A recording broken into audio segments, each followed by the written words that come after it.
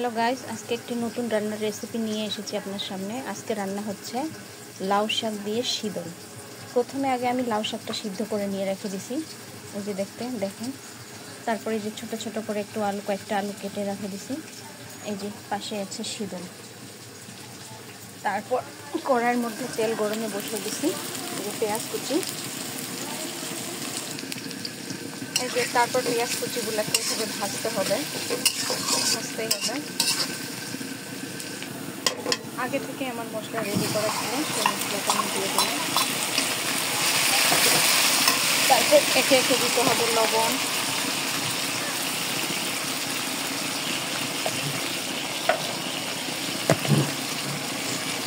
হলুদ,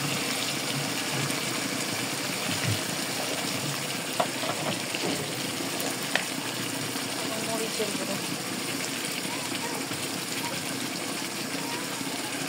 তারপর মশলাটাকে ভালোভাবে কষে নিতে হবে।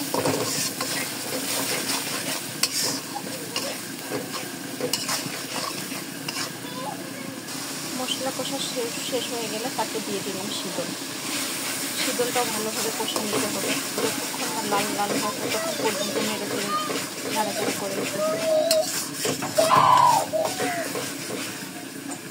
শীতলটা কষানো হয়ে গেছে, এরপর দিয়ে দেবো আলু।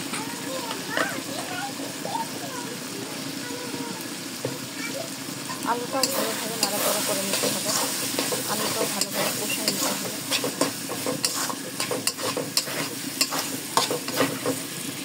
কষানোটা হয়ে গেলে দিয়ে দেবো লাউ শাক, সেদ্ধ করে লাউ শাক। সেটা দিয়ে ভালোভাবে নাড়াচাড়া করে নিতে হবে।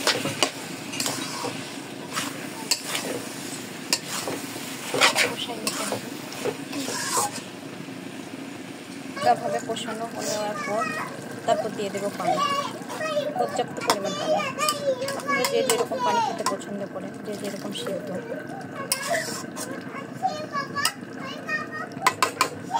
তারপর দিয়ে দিব আগে থেকে হালকাভাবে ভেজে নেওয়া মাছ, জাস্ট 2টা পিস। আপনারা বেশি দিতে পারেন, সমস্যা নেই। তারপর ঢাকনা দিয়ে ঢেকে দিতে হবে যতক্ষণ পর্যন্ত এটা চলতে থাকবে। এবার ঢাকনাটা তুলতে হবে। দেখেন গাইস, কি সুন্দর হয়েছে। আমার তরকারি কিন্তু হয়ে গেছে।